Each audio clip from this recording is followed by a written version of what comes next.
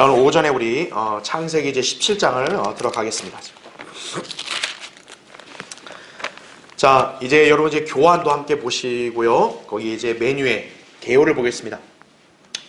17장의 주제는 이제 아브라함의 언약을 확증하는 표적입니다. 우리는 그동안 지금 창세기 12장부터 해서 하나님은 아브라함에게 여러 차례 언약을 맺으셨어요. 그렇죠? 네. 씨를 번성하게 해주신다고 약속을 15장에서도 했죠. 그리고 12장부터는 땅을 주시겠다는 약속을 계속 해왔습니다.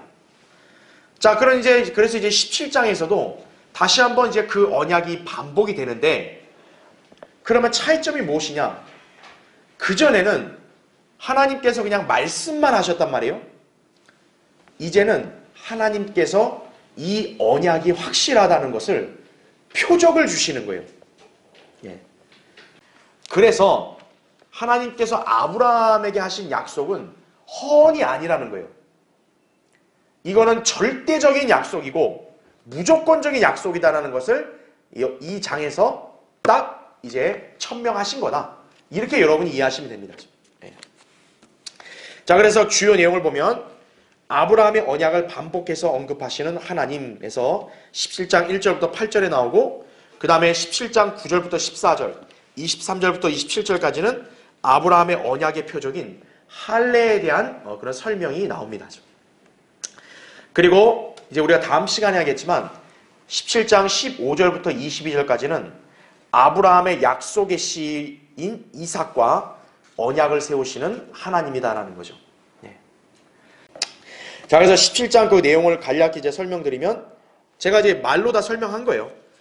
하나님께서 아브라함에게 다시 나타나셔서 교제를 회복시켜 주시고 그와의 언약을 확증하는 내용을 다룬다라는 거죠. 이때 주님께서는 그 언약이 영원하다는 표적으로 할례를 명하셨다라는 거죠. 게다가 주님은 이스마엘이 아닌 사라에게서 나올 아들인 이삭이야말로 아브라함의 언약을 상속받을 약속의 씨임을 말씀하신다라는 거죠. 그래서 아브라함에게 주어진 실제적인 땅에 관한 언약도 사라에게서 나온 그 자식들, 그 후손들이 그 주장할 수 있다라는 거죠. 자, 그래서 오늘은 이제 우리가 아브라함의 이 언약, 그 내용을 다시 한번 보고 그 다음에 할례에 대한 부분들을 살펴보겠습니다. 자, 먼저 17장 거기 1절부터 5절을 보세요.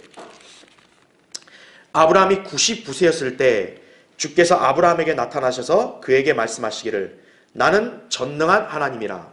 내 앞에서 행하라. 그리고 너는 완전하라. 내가 나와 너 사이에 내 언약을 세우며 너를 심히 번성케 하리라 하시니, 아브라함이 주의 면전에 엎드리더라. 하나님께서 그와 더불어 이야기하셨으니 말씀하시기를, 보라, 내가 너와 더불어 내 언약을 세우노니 너는 많은 민족들의 아비가 되리라. 그래서 5절 보세요. 내 이름을 더 이상 아브람이라 부르지 않고 내 이름을 아브라함이라 하리니 이는 내가 너를 많은 민족들의 아비가 되게 하였음이라. 이렇게 말씀하고 있죠. 자, 그래서 거기 교환 첫 번째 보세요. 1번. 주께서 아브라함에게 나타나셔서 이렇게 뭐라고 말씀하시냐? 내 앞에서 행하라. 그리고 너는 완전하라. 이렇게 말하고 있죠. 지금 17장 1절을 보면 아브라함이 몇 살 때 하나님이 나타나세요? 99세입니다. 바로 위에 절 16장 16절 보면 아브라함은 몇 살이라고 나와요? 86세라고 나옵니다. 99에서 86을 빼니까 13이죠. 즉 하나님께서는 아브라함과 사라가 성급하게 육신적으로 행동해서 이런 열매를 맺다 보니까 하나님께서는 아브라함과의 교제를 단절하신 거예요. 몇 년간요? 13년간. 99세가 됐을 때 하나님이 다시 나타나셔서, 그러면 뭐라고 말씀하시냐? 내 앞에서 행하라 그러죠. 왜 그랬을까요? 아브라함이 그 전에 하나님 앞에서 행하지 않고 자기 아내인 사라 앞에서 육신적으로 행했기 때문에. 그러니까 하나님은 잘못되게 행하는 성도들에게 때로는 전곡을 찌르시는 거예요. 너 이렇게, 내가 이렇게 왜 명령한지 알지? 그러면 딴 사람들은 모르잖아요. 자기 자신 어떤 거예요? 알죠. 하나님은 그런 전곡을 다 찌르는 거예요. 예. 아브라함에게도 왜 내가 너한테 그 전까지 안 나타났는지 하나님이 딱 아주 간결 명료하게 말씀하시는 거죠. 내 앞에 행하라. 그 다음 뭐라? 그리고 너는 완전하라 그러죠. 바로 이게 뭐냐면 아브라함이 함족 여인인 하갈을 통해서 자식을 얻는 행위는 잘못된 행동이었음을 은연중에 드러내신 것이다라는 거죠. 그러니까 하나님께서 무턱대고 그냥 인간들하고 아무렇게 교제하시는 게 아니에요. 구원받은 성도를 할지라도 잘못된 행위했다면요, 그 잘못을 지적을 하는 거예요. 이런 부분을 너는 자백해라, 고쳐라 이거죠. 그래야 온전한 교제가 다시 이루어진다라는 거죠. 하나님도 아브라함과 교제를 단절했지만 하나님은 자비로우시고 은혜로우시니까 다시 나타나신 거예요. 다시 나타나지 너와 교제를 다시 하겠지만 다만 너는 한 가지를 잘못한 건 꼭 기억해라 이거죠. 그걸 지금 여기서 말씀하는 거예요. 이제는 인간 앞에 생하지 말고 내 앞에 생하라죠. 그리고 너는 완전하라. 이렇게 하나님께 다시 한번 주의를 주시는 거죠. 자, 이로써 주님은 이제 아브라함과의 교제를 다시 회복시켜 주신다라는 거죠. 자, 그럼 이제 두 번째 보세요. 2번. 자, 전능한 하나님이란 1절에서 표현이 나옵니다. 이제 엘샤다이라고 히브리어로 얘기하는데, 자, 이 표현은요, 하나님께서 생명을 보존하시고 양육하시는 분으로 묘사하는 것이다 이거죠. 왜냐하면 이 단어가 처음 등장하는 상황은 이미 99세가 된 사람에게 아이를 낳을 수 있게 하시는 능력을 보여주는 장면이기 때문이다라는 거죠. 자, 하나님이 지금 아브라함에 나타날 때 하나님이 아브라함에게 자신을 뭐라고 소개하세요? 나는 전능한 하나님이라고 하죠. 아브라함 입장에서는 왜 이 표현이 중요할까요? 아브라함 입장에서는 하나님이 나에게 주신 약속은 불가능하다고 생각할 수밖에 없잖아요. 여러분 생물학적도 어떻게 보면 정해진 법칙 아니겠어요? 정해진 법칙으로 자기는 자식을 낳을 수 없는 거예요. 하나님이 나에게 씨를 준다는데 나는 이미 99세예요. 무슨 자식이 나와요? 하나님은 다시 한번 그에게 반드시 그분이 말씀하신 대로 너의 씨를 번성케 한다. 그러면 아들을 줘야죠. 하나님 불가능할까요? 불가능하지 않죠. 나는 전능한 하나님이라 이거죠. 그래서 왜 다른 표현보다 전능한 하나님이라는 말이 나왔냐면 바로 그러한 배경이 있는 것이. 그러면서 이 전능한 하나님이라는 표현은 하나님이 생명을 보존하고 양육하시는 분이다라는 뜻이에요. 이게 엘샤다이란 말이. 그러니까 이 표현을 쓴 건 굉장히 의미심장한 거예요. 상당히. 지금 아브라함에게는 뭐 이스마엘 말고는 다른 생명이 없잖아요. 하지만 하나님은 생명을 낳게 하시는 분이고 또 보존하시는 분이고 양육하시는 분이다라는 거죠. 그거를 하나님께서 아브라함에게 친히 계시하신 것이다 이거죠. 자, 이제 세 번째 보세요. 3번. 내가 나와 너 사이에 내 언약을 세우며 너를 심히 번성케 하리라. 내가 너와 더불어 내 언약을 세우노니 너는 많은 민족들의 아비가 되리라 나오죠. 자, 하나님께서 지금 씨의 번성에 관한 약속을 주시면서요, 그 약속의 확실함을 입증해 주시고자 아브라함의 이름을 뭐로 바꿔주세요? 아브라함으로 바꿔주십니다. 자, 그럼 거기 보세요. 괄호 1번. 아브라함은 높으신 아버지란 뜻이에요. 그런데 아브라함으로 바뀌면서 이름의 뜻이 어떻게 바뀌어요? 많은 민족들의 아버지가 됩니다. 그 전까지는 그냥 막연하죠. 높으신 아버지. 그런데 이제는 많은 민족들의 아버지니까 아브라함에게 당연히 후손들이 많아야 돼, 적어야 돼요? 많을 수밖에 없는 거죠. 후손들이 많으려면 씨를 주셔야 되고 씨가 번성케 되어야 하겠죠. 하나님께서 하신 약속이 확실하다는 것을 일단 아브라함의 이름을 바꾸면서 다시 한번 입증해 주시는 거예요. 자, 특히 아브라함이라는 이름의 히브리어 철자에는요, 5번째 알파벳인 해가 삽입이 돼요. 아브라함이라는 히브리어 이름을 보면 히브리 철자가 있을 거 아니겠어요? 철자의 5번째 철자가 삽입이 돼요. 왜 그럴까요? 성경에서 숫자 5는 뭘 상징합니까? 죽음을 상징하죠. 자, 아브라함은 생물학적으로 볼 때 자식을 낳을 수 없는 일종의 죽은 몸과 같아요. 여러분 한번 그거 찾아보세요. 로마서 한번 볼게요. 로마서 4장 19절.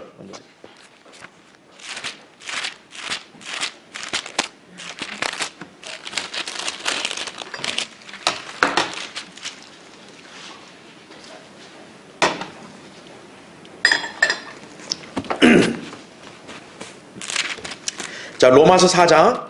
자, 거기 17절부터 한번 읽을게요. 기록된 바 내가 너를 많은 민족들의 아비가 되게 하노라 함과 같으니 그가 믿은 그분 곧 죽은 자들을 살리시며 없는 것들을 있는 것처럼 부르시는 하나님 앞에 서니라. 그가 소망이 없는데도 소망 가운데서 믿었으니 내 씨가 그렇게 되리라고 말씀하신 대로 많은 민족들의 아비가 되게 하려 하심이라. 19절 보세요. 그가 믿음이 약해지지 아니하여 약 100살이 되고서도 자기 몸이 자 이제 뭐라고 생각지 않았다고요? 죽은 것으로 생각지 아니하고 또 사라의 태도 죽은 것으로 생각지 아니하였느니라 이렇게 말하고 있죠. 즉 이게 뭐냐면 육신의 안목으로 볼 때는 아브라함 자신이나 또 자기 아내 사라나 다 죽은 몸으로 여겨진다는 거예요. 왜? 생명을 낳을 수 없으니까. 생명을 낳을 수 있어야 살아있는 몸인데 어떻게 보면 이제 생명을 낳을 수 없다라는 거죠. 그러니까 죽은 몸이다. 이게 인간적인 관점이었던 거예요. 근데 여기 성경에서 뭐라고 말씀해요? 아브라함과 사라는 자기 몸을 죽은 것으로 생각지 않았다고 얘기하죠. 그러니까 믿음이 있었다라는 거죠. 예. 그러나 실질적으로 본다면 아브라함의 몸은 사실 생물학적으로는 죽음과 똑같다라는 거예요. 예. 자식을 낳을 수 없으니까. 그런데 거기에서 뭐가 나온 거예요? 생명이 나온 거예요. 자식을 낳을 수 없는 죽은 몸인데 생명을 낳은 거예요. 누가 한 거죠? 하나님이 하신다는 얘기죠. 하나님의 초자연적인 역사죠. 그래서 여러분 잘 아셔야 돼요. 왜 아브라함? 한번 이건 이제 필기를 한번 해볼게요.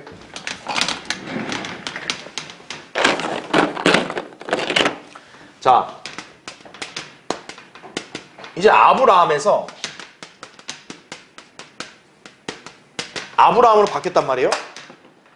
아브라함은 그냥 높으신 한 아버지예요.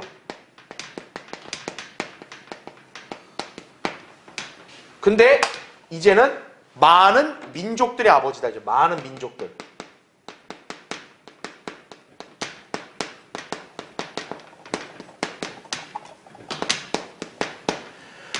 근데 우리가 봐야 될 게 많은 민족들의 아버지가 되려면 뭐가 있어야 돼요? 씨가 있어야 돼요. 그렇죠?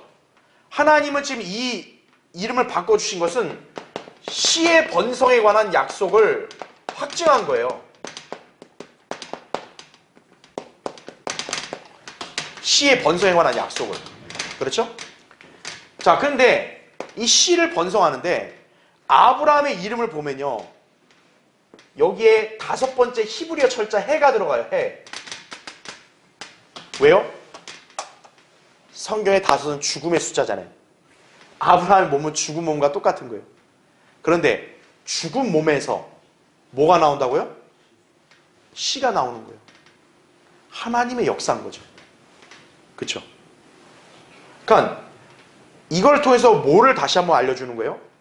너가 자식을 낳은 거는 너하고 사라가 뭐 이렇게 어쩌다 해서 난 게 아니라는 거예요. 너의 이름을 보면 너는 이미 죽은 몸이다 이거예요.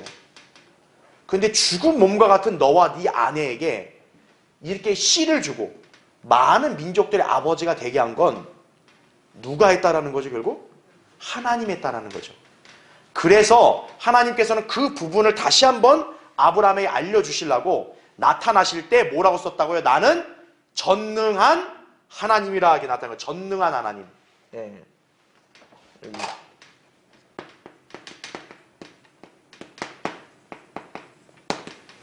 전능한 하나님. 그래서 엘샤다이. 이게 바로 하나님이 생명을 창조하고 보존하고 양육하는 그런 뜻이에요. 이게. 이 뜻이. 바로 이 다 연관성이 있는 거예요. 다. 예. 그러니까 여러분이 그 개념을 잘 아셔야 된다는 얘기죠. 그러니까 하나님은 아브라함에게 허언을 하신 게 아니에요. 반드시 절대적으로 씨를 주겠다는 약속을 한 거예요. 근데 아브라함의 이름을 보니까 이건 죽은 몸이거든요. 죽은 몸인데도 많은 민족들의 아버지가 되게 하겠다는 거죠. 그럼 이건 누구 때문에 가능하다는 거죠? 전능한 하나님 때문에 가능하다는 얘기죠. 그걸 다시 한번 확증해 주시는 거예요. 그러니까 이런 것도 나온 이면을 보면 배경의 이면을 보면 아브라함과 사라가 육신적으로 자식을 낳으려 했잖아요. 그렇죠. 자기들이 육신적으로 향함으로써 뭔가 하나님의 약속을 자기가 어떻게 깨맞추려고 했단 말이에요. 그게 쓸데없는 헛된 짓이다라는 거예요. 하나님께서는. 사실 이렇게 하신 것이 다. 예. 네가 그런 짓을 해봐야 나의 약속을 그렇게 안 한다는 거예요. 다시 한번 하나님이 확신을 주는 거예요. 아브라함이 자식을 이스마엘을 낳았으니까 그때는 죽은 몸이 아니란 말이에요. 근데 이제는 99세 아니에요. 그리고 자기 아내 사라는 90세고, 아니 89세고, 1년 뒤에 이제 이상을 낳으니까 그렇죠? 어떻게 가능하냐고 이게. 하나님은 전능한 하나님이다 이거죠. 그러니까 하나님께서 내가 이렇게 하니 너는 내 앞에서 그냥 행하라 이거예요. 그래서 이러한 내용들이 나오게 된 거다. 여러분 그렇게 이해하시면 됩니다. 예. 자, 그래서 괄호 2번 보세요. 그래서 이 언약은 할례 언약이다 이거죠. 그래서 하나님께서는 다시 한번 이 아브라함에게 이 사실을 믿을 수 있도록 표식을 주는 거예요. 표적. 그게 바로 뭐라는 거죠? 이따 볼 우리 할례라는 거죠. 자, 근데 할례는요 이삭만이 받은 게 아니에요. 여기에 누구도 포함되냐? 이스마엘도 포함됩니다. 왜? 어쨌든 이스마엘도 아브라함 육신의 씨니까. 창세기 17장 26절에 나옵니다. 말하자면 이 언약은 아브라함의 육신의 후손들에게 적용되는 것으로 그의 영적 자손인 신약 성도들과는 아무런 관계가 없는 것이다라는 거죠. 우리는 아브라함의 육신의 자손이 아니잖아요. 그렇죠? 우리 그리스도인들은. 그러니까 우리랑 할례는 관계가 있어요, 없어요? 관계가 없다는 거예요. 할례는 오로지 아브라함의 육체의 자손들에게만 하는 거예요. 이삭도 받았고 이스마엘도 받았고 이스마엘까지 받았잖아요. 할례를. 그렇죠? 그런데 오늘날 이 존 칼빈을 위시한 개혁 신학자들이요. 할례를 어떤 식으로 설명하냐? 신약에서 침례다. 이렇게 얘기하는. 혹은 중생이다. 거듭남이다. 할례가. 이런 식으로 설명을 합니다. 한마디로 헛소리 그냥. 아, 저 헛소리 하는구나 이렇게 얘기하시면 됩니다. 예. 여러분 생각해 보세요. 할례는 누가 받아요? 이스라엘 받는데 남자만 받잖아요. 여자는 할례가 없잖아요. 할례를 받지 않잖아요. 그러면 침례도 남자만 받아야겠네요? 말이 안 되잖아요. 그럼 거듭남은 남자만 있네요? 말이 안 되잖아요. 그러니까 이 사람들은 문자적인 할례와 영적 할례 자체를 아예 구분을 하지 않고 그냥 자기들 마음대로 그냥 갖다 붙이는 거예요. 그냥. 이따 제가 그 이유가 왜 그런지 자세히 설명을 할게요. 자, 그래서 그 소위 개신교의 신학자들, 그런 사람들이 할례를 무슨 영적인 개념으로 무슨 침례 이렇게 갖다 붙이는 거는 헛소리다 이렇게 생각하시면 돼요. 여기서의 할례는 그냥 문자적으로 아브라함의 육체의 자손에게 할례를 주는 것이에요. 자, 그럼 이제 다시 우리 창세기 17장 6절부터 8절을 보겠습니다.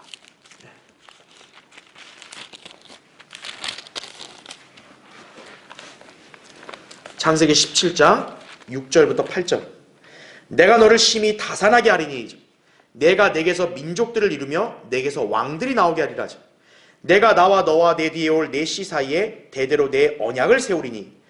자, 어떤 언약을 삼다 그래요? 영원한 언약이에요. 그 다음에 너와 내 씨의 하나님이 되리라.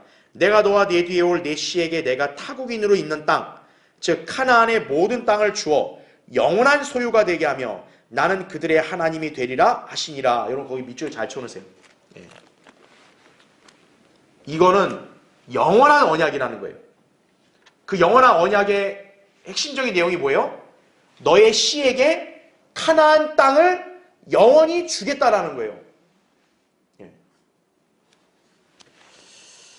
자, 그래서 교환에 먼저 첫 번째 보세요. 맨 밑에 아브라함의 언약은 후손 대대로 미치는 언약이죠. 왜냐하면 지금 아브라함하고만 맺겠다고 하는 게 아니고 너와 내 뒤에 올 내 씨와 맺겠다 그러잖아요. 그러니까 이 언약은 아브라함 당대만이 아니라 후손들에게까지 다 미치는 거예요. 이 언약은. 자, 그래서 영원한 언약이며 이 언약에 따라 그 다음 페이지 보세요. 하나님과 백성의 관계가 형성이 되고 민족들을 이루어 왕들이 나오게 된다라는 거죠. 근데 이걸 갖고 어떻게 교회에다 갖다 붙이냐고요, 할례를. 여러분, 교회에 무슨 왕들이 있어요? 뭐 교회에 무슨 민족들이 있어요? 아니란 말이에요. 이 언약은 창세기 15장에서 무조건적으로 주어진 언약을 반복해 주시는 것이다 라는 거죠. 그래서 괄호 1번 보세요. 오늘날 로마 카톨릭 교황, 개혁주의자들의 주장을 곧이곧대로 수용하는 카톨릭 교도들, 개신교도들은 이 언약이 소위 구원에 관한 영적인 약속이며 여기에 나온 씨는 아브라함의 영적인 씨로서 영적 가나안 땅을 영원한 소유로 받게 될 것이라고 헛소리한다는 거죠. 제가 아까 설명한 거와 연장선을 이어서 얘기하면 뭐냐면 뭐 할례를 갖다가 뭐 침례니 무슨 이렇게 신약의 거듭남이 얘기하잖아요. 그러니까 뭐냐면 구약에서 이 할례를 갖다가 이거는 영적인 구원의 표다 이거죠. 왜? 지금 여기 할례를 받으면 하나님이 되고 백성이 된다고 하니까 오늘날 신약에서 우리 교회가 하나님 백성이네? 그러니까 교회도 할례를 받아야겠네? 근데 교회는 문자적인 할례가 말이 안 되잖아요. 그러니까 침례구나, 세례구나 이거죠. 특히 로마 카톨릭은 여기에서 뭘 날조한 거냐? 유아 세례를 만든 거예요. 그래서 왜냐하면 이 문자적 할례 8일 만에 사내아이한테 주잖아요. 깐난애기한테. 그러니까 깐난애기한테 물 뿌려서 너는 우리 교회 안에 일원이다 이렇게 보이겠다는 거죠. 그러니까 할례를 받아야 백성이 되듯이 유아 세례를 받음으로써 카톨릭의 교도가 돼서 하나님 백성이 됐다. 개신교회들은 뭐예요? 유아 세례 주면서 얘는 이 아이는 이제 우리 교회 성도고 백성이다. 또 이런 식으로 되는 거예요. 갖다 붙이는 거란 얘기죠. 그러니까 영적이란 말만 갖고 오면요, 그냥 엿장수 마음대로 자기 마음대로 해석할 수 있는 거예요, 다. 그런 건 답이 아니죠. 정답은 기준이 있어야 되는 거라고요. 그렇죠. 하나님의 말씀에서 기준은 성경이라고요. 성경의 답을 기준으로 해서 평가를 해서 올바른 걸 실행을 해야죠. 이 사람들은 바로 이런 사람들인 거예요. 자, 보세요. 그러면 괄호 2번. 왜 이들은 이런 주장을 하는가 이거예요. 여러분이 상식적으로 볼 때도 우습잖아요. 근데 왜 이들은 이런 주장을 할까? 거기 나와요. 이스라엘 백성이 하나님을 거부함으로써 그들에게 이 언약의 효력이 상실되었다라는 게 그들의 논지다라는 거죠. 주님께서는 이스라엘과의 관계를 영원히 단절하셨고 이제 이 언약은 영적 백성인 교회에게 주어졌다는 것이다 이거죠. 이게 그들의 요지인 거예요. 구약 때는 이랬지만 이스라엘이 하나님 앞에 잘못되게 행하고 하나님을 거역하지 않았냐? 하나님이 이스라엘 버리지 않았냐? 이거죠. 그러면 이 구약의 말씀이 모조리 다 없어질 수가 없잖아요. 그럼 이거를 어떻게 해야 되는 거예요? 이 사람들은? 자기들한테 갖고 와야죠. 그렇다고 해서 다 남자다 할례 받으러 하면 좀 우습잖아요. 그러니까 이걸 다 영적으로 해석해 버리는 거예요. 다. 가나안 땅 영적이다 그죠. 할례 영적이다 그죠. 다 그렇게 주장하는 거예요. 자, 그럼 그렇다면 하나님이 이스라엘과 관계를 끝내고 교회에게 이 언약이 주장할 권리가 있다면 도대체 어떤 교회냐고요? 어떤 교회? 어떤 교회냐 이거예요. 카톨릭은 자기들이래요. 개신교회들은 자기들이래요. 그리고 또 뭐 그리스 종교회는 자기들이래요. 도대체 누구예요 대체? 어느 교회예요 대체? 그죠? 자, 괄호 3번 보십시오. 이들은 지금 이 언약이 무조건적이라는 점을 간과한 것이다 이거죠. 이스라엘이 잘못했으니까 아브라함과 맺은 언약 취소. 이게 교회들의 주장인데 그게 아니라는 거죠. 지금 하나님은 아브라함과 늘 꾸준히 언약을 맺어오면서요. 아브라함의 의사와 관계없이 그냥 하나님이 일방적으로 맺으신 거예요. 무조건적이라는 거죠. 그러니까 어떤 상태에 따라서 이게 무슨 취소되고 없어지고 하는 게 아니라는 거죠. 이거를 이 사람들이 간과한 거예요. 율법은 조건이죠. 하지만 아브라함은 지금 율법 이전에 이미 이 언약을 받은 거 아니에요. 은혜로. 무조건적이라는 거죠. 또한 그들은 할례도 영적인 개념으로 해석하여 마치 구원에 관한 표식이라고 여기는데 실상 아브라함의 육신의 자손들은 모두 할례를 받았지만 그들 중에 대다수는 구원받지 않은 채 지옥에 내던져졌다는 거죠. 생각해보세요. 할례가 구원의 표야 그랬는데요. 근데 할례 받은 이스라엘 많은 사람들 중에서도 구원을 잃어버려 지옥 간 사람들이 많다고요. 그렇죠. 여러분 구약의 이스라엘 그 백성들 중에서도 악한 사람들 얼마나 많았어요. 그 사람들 할례 안 받았겠어요? 할례는 전통적으로 다 받아왔다고요. 이미 사나이 태어날 때부터 무조건 다 할례를 줬다고요. 왜요? 이따 보겠지만 할례를 안 주면 하나님이 죽이겠다 그랬거든요. 실제로 출애굽기에 보면 모세 아들도 죽을 뻔한 거예요. 할례를 안 줘가지고. 할례 안 받으면 죽어요 그냥. 그러니까 할례는 이스라엘 사람들을 다 받아온 거예요. 그 이스라엘 사람들 다 구원받은 거예요? 아니라는 거죠. 심지어 예수님 공생애 때 여러 바리새인들 서기관들 할례 안 받았겠어요? 그들이야말로 할례를 자랑스럽게 여겼을 거라고요. 그럼 그 사람들 구원받았어요? 바리새인들 서기관들? 아니잖아요. 할례가 구원의 표 맞아요? 아니에요? 아닌 거예요. 근데 그걸 왜 신약 시대에 구원의 표라고 영적으로 그렇게 해석해서 사람들에게 혼란을 주냐 이거예요. 바로 4번 보십시오. 결국 이들이 이런 억지스러운 주장을 하는 이유는 다름 아닌 아브라함의 육신의 자손들에게 주신 언약을 고스란히 훔치고 싶어서다 이거죠. 특히 아브라함의 언약에는 실제적인 카나안 땅의 유업이 포함이 돼요. 이들은 바로 이 땅의 소유를 쟁취하고 싶은 거예요. 이스라엘 땅, 예루살렘, 이게 탐이나는 거예요. 근데 하나님은 이미 마치 계약서에 쓰고 그 날이 나셨던 것처럼 성경이 이렇게 이스라엘 백성에 주겠다고 하니까 이게 싫은 거죠. 그러니까 어떻게든 이스라엘은 자격 없다는 것으로 명분을 세우려고 이스라엘이 하나님 앞에 잘못했으니까 취소, 버림받았고 우리 거다 이렇게 되는 거예요. 팔레스타인 땅 누구 거다? 우리 거다 이거죠. 특히 예루살렘은 지금 카톨릭도 들어가 있고요. 그 다음에 유대교도 들어가 있고요. 모슬렘도 다 그 예루살렘을 다 서로 가지려고 분할하고 해서 지금 거기서 지금 이렇게 권리를 주장하고 있는 거예요. 그러니까 이 사람들이 왜 이렇게 억지스러운 주장까지 하면서까지 이 아브라함의 언약 자꾸 할례를 영적으로 가져 올라가냐? 이 땅에 이 땅, 이스라엘 준 이 땅의 유업을 자기들이 갖겠다는 거예요. 하지만 분명한 것은 카나안 땅에 관한 유업은 할례를 받은 아브라함의 육신의 자손인 누구에게 주어졌다는 것이요? 이스라엘에게 주어졌다는 것을 여러분이 꼭 기억해야 되는 거예요. 성경대로 믿는 그리스도냐면 반드시 이거를 절대적으로 확신해야 되는 거예요. 세상 언론과 매스컴은 이렇게 얘기 안 하던데요? 이 나라 정부는 그렇게 얘기 안 하던데요? 유엔은 이렇게 얘기 안 하던데요? 그건 그들의 입장인 거예요.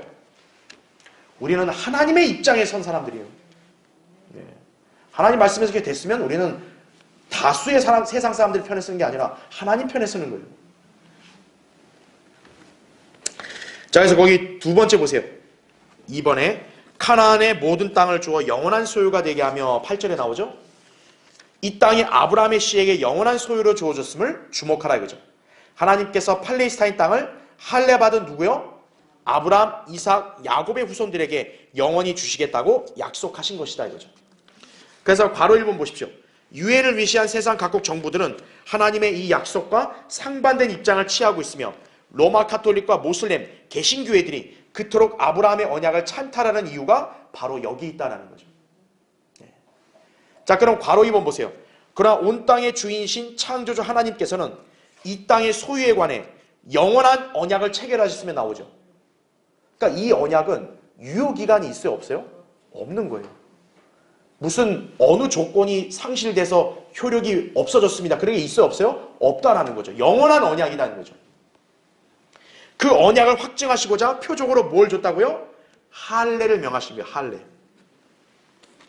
따라서 최소한 이 땅에 관한 소유를 주장하려면 할례를 받은 민족이어야 한다는 거죠. 물론 이 할례는 결코 영적인 의미가 아니다라는 거죠. 왜냐하면 이따 읽겠지만 포피를 배워내라 했거든요. 이게 어떻게 무슨 영적인 의미예요? 그렇죠? 바로 3번. 하나님께서 할례를 명한 사람은 아브라함과 그 다음에 누구예요? 그의 씨다 이거죠. 다만 여기에 이스마엘은 포함되어 포함되지 않아요? 포함되지 않습니다. 왜 여러분 이걸 잘 알아야 되냐면 이스마엘도 할례를 받아요. 그러니까 그럼 이 언약도 이스마엘에게 해당되는 거 아니냐? 아랍인들이 그렇게 우길 수 있단 말이에요. 하지만 하나님께서 이후에 이스마엘에게는 이 언약이 해당되지 않는다고 천명하셨다고요. 이제 다음 시간에 보면 17장 여기서도 이게 하나님 말씀하셨고 또 21장에서 사라가 이제 아브라함에게 하갈과 이 아들을 내쫓으라고 얘기할 때 하나님께서 사라의 편을 드셨다고요. 내보내라. 그 애는 너에게 준 약속에 해당되지 않는다고. 그렇게 말씀하셨다고요. 그리고 갈라디아서 4장에 따라서 이 땅은 아브라함과 이삭과 야곱의 이름으로 등록되어 있다는 거죠. 갈라디아 4장에는 분명히 구분을 해요. 이삭과 같은 약속의 자녀와 이스마엘 같은 육신의 자녀를 구분합니다. 그러니까 구약에서든 신약에서든 아브라함의 진정한 약속의 씨와 육신의 씨도 이렇게 구분이 된다고요. 그러니까 아랍인들이 우기면 안 되는 거예요. 우리의 손조도 아브라함의 아들입니다. 장자입니다. 그런 얘기 하지 마라 이거죠. 하나님께서는 약속의 씨와 언약을 맺었다는 거죠. 약속의 씨. 그래서 괄호 4번 보세요. 특히 하나님께서는 성경에서 분명하게 이 땅의 주인을 기재하셨다는 거죠. 여러분 계약서에 갑을 해서 이름 나왔으면 끝난 거 아니겠어요? 성경에도 이렇게 이름이 나온 거예요. 보십시오. 거기 이제 시편 제가 105편 8절부터 11절 해놨는데 거기 보시면 그가 자기의 언약을 영원히 기억하셨으니 곧 천대에 명령하신 그 말씀이라 그러죠. 그러니까 하나님께서 이렇게 언약 기억하셨다는 거죠. 보세요. 이는 그가 누구랑 한 언약이래요? 아브라함과 하신 언약이며 그 다음 또 그 다음 누구로 이어져요? 이삭에게 하신 그의 맹세요 그러죠. 하나님이 맹세를 했는데 어겨요? 아니죠. 그 다음 보세요. 또 같은 것을 누구에게요? 야곱에게 뭐로요? 율법으로. 그리고 이스라엘에게 뭐로 확증했어요? 영원한 언약을 확증하셨으니. 벌써 땅의 소유권을 지닌 인물이 나오잖아요. 아브라함, 이삭, 야곱, 이스라엘. 말씀하시기를 그 다음 페이지 보세요. 내가 내게 가나안 땅 곧 너희 유업의 몫을 어떻게 해요? 주리라 하죠. 더 이상 뭘 필요한가요? 이런 확실한 계약서에 날인까지 돼 있는데 뭘 필요한가요? 그런데도 모슬렘들 어떻게 한 거예요? 아니야 그래도 우리 거야 이렇게 억대 쓰는 거와 똑같은 거예요. 그럼 이 땅에서는 그런 사람 어떻게 할 수밖에 없어요? 경찰에 얘기해야죠. 이 사람 빨리 끌어내라고. 하나님께서 이 자들을 다 내쫓으시는 거예요. 자, 아브라함의 언약을 영원한 언약이라고 다시 한번 확증을 하시는 거죠. 자, 이제 그러면 할례에 대해서 한번 보겠습니다. 이제 두 번째 주제인 언약의 표적인 할례. 자, 여러분 17장 9절부터 14절 한번 보세요. 17장 9절부터 14절. 또 하나님께서 아브라함에게 말씀하시기를 그러므로 너는 내 언약을 지키고 너와 내 뒤에 올 내 씨도 대대로 지키라. 이것이 나와 너희와 내 뒤에 올 내 씨 사이에 맺은 너희가 지켜야 할 나의 언약이니 너희 가운데 모든 사내 아이는 다 할례를 받을지니라. 너희는 너희의 포피의 살을 베어내라. 이것이 나와 너희 사이의 언약의 표가 되리라. 대대로 모든 사내 아이는 집에서 태어났거나 내 씨가 아니고 타국인에게서 돈으로 샀어도 난지 8일이 되면 너희 가운데서 할례를 받아야 하느니라. 내 집에서 태어난 자든지 내 돈으로 산 자든지 할례를 받아야만 하리니 내 언약이 영원한 언약이 되어 너희 살에 있을 것이라. 할례를 받지 아니한 사내 아이 곧 그의 포피의 살을 베어내지 아니한 자는 그의 백성 중에서 끊어지리니 그가 내 언약을 위반하였음이라 하시더라. 이렇게 말씀하죠. 자, 첫 번째 보세요. 너희 가운데 모든 사내 아이는 다 할례를 받을지니라. 이렇게 나옵니다. 아브라함의 언약을 위한 표적으로 할례가 주어졌어요. 자, 아브라함의 씨인 이스라엘 백성은 할례를 통해서 언약의 백성이 되었다는 거죠. 그래서 이 땅에 있는 다른 민족들과 이스라엘은 구별되는 거예요. 할례라는 표적을 통해서 저 사람들은 하나님의 백성이구나. 구별이 되는 거죠. 자, 그러면 할례가 뭐냐? 자, 괄호 1번 보십시오. 할례란 사내 아이의 어떤 거요? 포피의 살을 베어내는 것을 말한다는 거죠. 11절에 나온 대로. 자, 여기서 포피라고 할 때는요, 덮는다는 의미에서 휘장과 같아요. 휘장. 영어로 veil 그러죠. 그래서 우리 보면 어떤 사람이 좀 약간 신비롭고 뭘 자세히 모를 때, 야, 저 인물은 베일에 쌓여있다 그러잖아요. 베일에 쌓여있다. 그러니까 베일이라는 건, 휘장은 가려져 있는 거예요. 뭔가 밝히 드러나지 않은 거예요. 바로 여기서 성경에서 포피라는 말이 뭐냐면 그런 맥락의 뜻인 거예요. 자, 솔로몬의 노래 5장 7절에서는 여인의 얼굴이 너울로 가리워져 있다고 나와요. 너울이 영어로 역시 veil이거든요. veil. 그러니까 옛날에 보면 이제 신부들은 이렇게 너울로 얼굴을 가렸단 말이에요. 결혼식 때.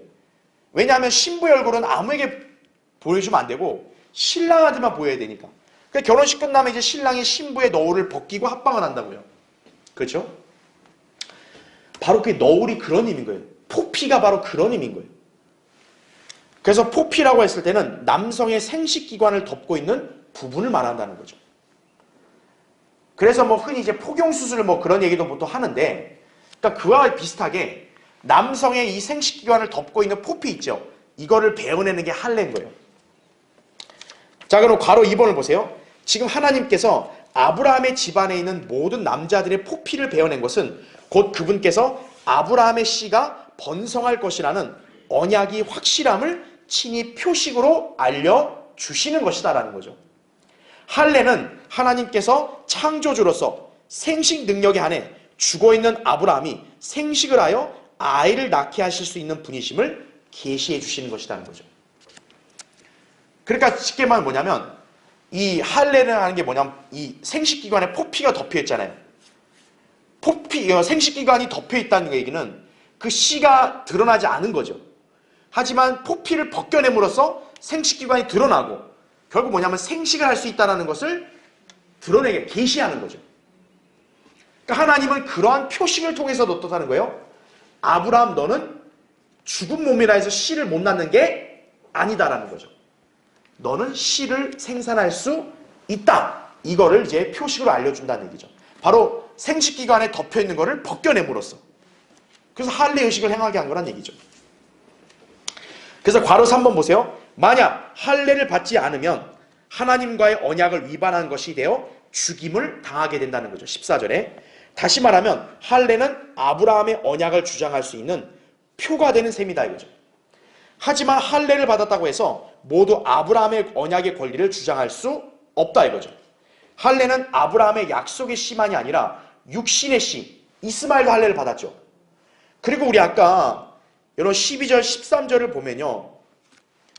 아브라함이랑 이삭만 받은 게 아니에요. 할례는.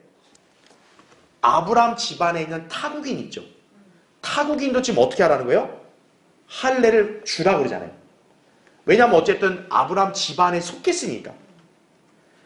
그러니까 이방인들도 어때요? 할례를 받을 수가 있는 거예요. 이방인도 할례를 받는다고요.